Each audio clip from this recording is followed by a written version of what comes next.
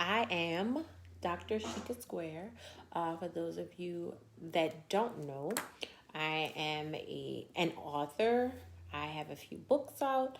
I help organizations, companies, business owners become more profitable, more efficient, and better leaders to lead a really self-cared for self efficient, self loving life that is also very, very, very, very lucrative.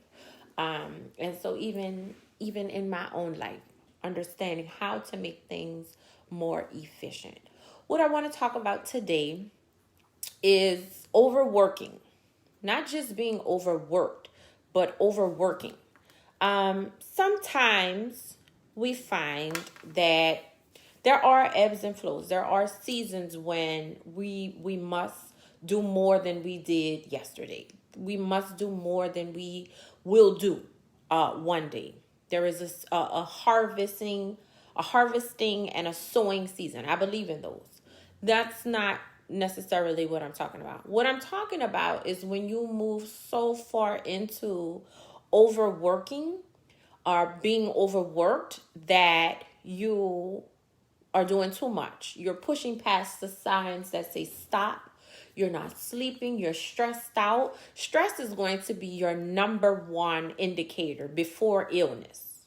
Illness will start to come later. But anytime you become ill, you can look back and say, dang, I was under a lot of stress. I was really stressed out. I was really nervous about this. So it's important that when you start to feel the stress and the feelings of being overwhelmed and the feelings of feeling overworked, or that you're doing something that you are not enjoying doing a lot. Like sometimes, like we changing dirty diapers. I don't know one person who is like, yay, I get to change this powder off this little baby. The baby is cute. So I'm not talking about things that must be done, that are not the most fun. I'm talking about things that you dread doing. So in entrepreneurship, there's levels to this. In entrepreneurship, when you first start your business, there are going to be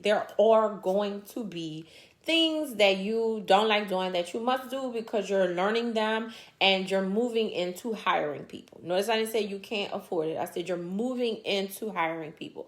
So there are going to be things that you're like, but I guess I got to do this because it must be done. Once you reach a point when you're hiring people, or you could hire people and maybe split some of the profit or share some of the profit with them, and there's something that you do not enjoy doing, you must learn to hire. So we've talked about hiring. What I'm saying is sometimes we move into being overworked when we can hire, or we can delegate, or we can move into, bringing on consultants, where we still choose to do things that we don't enjoy doing, that stress us out, and we ignore the signs of feeling stressed and being stressed, not sleeping because we're doing too much and feeling overworked. That's dangerous. So the logistical reasons, just business reasons why that doesn't work well for you. Number one, if you're taking notes, is you're going to be tired a lot. If you're doing something you dread and you're doing a lot of it, or you're just overworking, like you really enjoy it, but you're working all the time and you're not taking time for self-care, taking breaks and things of that nature, what's going to happen is you're going to be tired. If you're going to be tired, or if you are tired, what happens is then you cannot bring your best self, your best foot, your best effort to that particular job, or to that particular business, or to those particular clients. You can't do it because you're tired. The second reason why being overworked, or working to the point of feeling overworked, does not work is because it cuts into profit. So we talk money all the time. So I couldn't leave out money. Like, how is overworking? Overworking in your mind, it's like, shouldn't that bring more profit? No, it doesn't. I know from experience, when I first started my business, I used to work all the time. You used to see me everywhere. I was speaking everywhere. I had clients. But what a lot of people didn't know is there was no real money coming in. I was giving too many discounts. I was working for these clients entirely too much for the amount of money they were paying. I was doing a lot of free things. So you would see me, but I wasn't getting paid for these things. So I was just working, working, working. And then I had to work even more because I wasn't charging my value system. And it was terrible. It was, well, yes, it was. It was.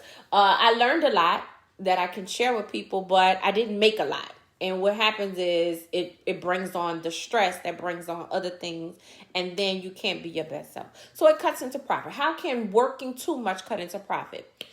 So there should be a cost basis or a cost per client average. So if you are in a service business, if I charge you $99, it costs me $25 to do the work, to pay the software, to pay whomever, to pay my, to actually do the work. So then there's $75 profit. Included in that is a 20-minute call. I'm including all that. It's about $25 to do the work, right? If the price is $99. You should know all of those things. But then there are some clients that want to call you all the time, and you have no policies in place to stop that. You have nothing in place to stop them from calling you all the time. You have nothing in place to stop them from texting you all the time. You have nothing in place to stop them from coming to. So then what happens is now it goes to a profit of being 75 to 50 to 25. And you're working every time you don't have these policies in place. You're working every time you overextend yourself. And you think, I'm helping the client. You're not, because you're not setting boundaries. So you're definitely not, catering and loving on yourself. So that's how it cuts into profit, because there is a cost. If it's a product, if you sell a product, and I think Judy Dupart, owner of Kaleidoscope, had an example, and it was really interesting. She said you could have a product and you're not selling them, so you slash the price to $50 per product, and then you sell tons. You keep selling out, you keep selling out, you keep selling out. But then when you do your books at the end of the quarter or the end of the year, which is too long if you're selling out, just an FYI, you shouldn't wait. If you're making that amount of money, you shouldn't be waiting. And I'll lead you into that. And she said you're selling out. Then when you do your books, you realize, I sold it for $50, but it actually cost me $52 to make, package, send, and then pay the employees. So now I slashed my price too far, even though it was $2 doesn't seem very much. But if you sell 1,000 products, or you sell 10,000 products, let's say 10,000 products, and each one was over by almost $2, then you kept selling out. You're all over the internet where you just kept selling out, but now you're $20,000 in the hole. That's a problem. That's cutting into profit. You're overworked. You were shipping all of this stuff out. You were, you hired all of these people. You was doing all this stuff, but now you've done too much, and that's cutting into profit. Overworking and not really understanding what you are supposed to charge, understanding what policies needs to be in place, ends up creating a cut into self-care. So when you don't have a boundary in place for a client, or you don't have a boundary in place for a customer, what happens is it doesn't really impose on the client or the customer as much as you think. It imposes on you, because if you are doing too much, I want to say too damn much, but I don't be like engorge you in all of the curse words. But if you're doing too much for a client, you're doing, and we convince us, especially women, that if I do all of this, this is good.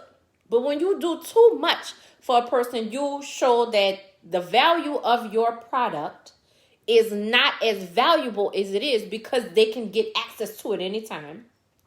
You don't show that there are boundaries because you are a professional. You show you are a novice when you do not set the proper boundaries in place as a business person. And then now your value system of your product or your service drops. The way your service or your product appears in the market drops. The view of it drops. The value of it drops. And then now the way you look and perceive yourself as a professional in the workplace is also diminishes. It also diminishes. It is diminished. And I'm emphasizing that on purpose. So when you overwork, you are in essence creating issues for yourself. You're not really doing what successful business people do. There are things called executive thinking time. There are people who believe that as business owners, CEOs of companies, you must take vacations and time off. There is no person who is extremely successful subscribes or ascribes to the belief that you must work all the time. All the time. I have to work. There is now, I started, in case you joined late, there is a sowing and there is a harvest season. There will be a time after and a time before. There will be a time when you have to you gotta grind. Like, I stayed up till like 2 o'clock the other night. Not last night. Last night I stayed up till 2 o'clock, but I was watching TV because I hadn't watched TV and I don't know how long. I just wanted to pretend like I was grown. However, there are times when I work much longer. There are times when I'm working too long because I didn't set the proper policies. And even at this point, when I start new businesses, I'm like, ooh, this ain't gonna work. We got to safeguard this. And then there's also times when I'm working because we're putting something together. We're building something. And I say we because I have a team of people that I don't believe that I can do this without. We're putting something together and it requires a longer hour, but we're putting it together to safeguard us from overworking. And then the fourth thing, so we talked about being tired. I wrote them down because the last time we were here, I forgot what I said. I was on a roll. So I wrote it down. So first was tired. When you're overworked, you're tired. It cuts into your profit was number 2. Number 3 was it cuts into self-care, boundaries, and the way you perceive yourself. And then 3 is going to be very inefficient. 4. That was I got it together. I got it together this time. Tired, cutting into profit, cuts into self-care, and is extremely inefficient.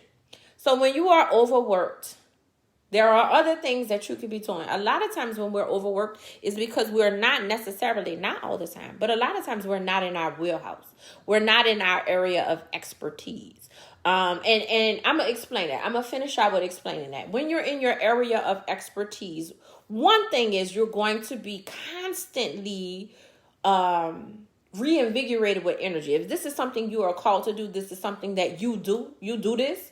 When you do it, it's going to be energizing. So it's not really an overworking. You just got to catch yourself because sometimes you can do you just do it too long because you love it. So when you're outside of your wheelhouse, you're outside of doing something that you really enjoy doing, it will take you longer because you don't know how to do it. That's one. You don't know how to do it. So you spend time figuring out something you can hire somebody to do. And I process through that. There's videos that we're going to be putting on YouTube. Many apologies for that. All for the next few months that we have been editing for you guys that really go into detail about that. However, when you are outside of your wheelhouse, you're spending too much time trying to figure it out, then do it, and you're not good at it. When you're really good at something, and I want you to think about that, you move with an effortless ease that people can't understand. So that's a lot of times it's a sign that you're not doing what you need to be doing. This is after you've learned it. This is after you've mastered it. And that comes with time. Because in the beginning, when you're building, you take time. And then it's inefficient. Like you don't know exactly how to do it, so you're kind of all over the place with it.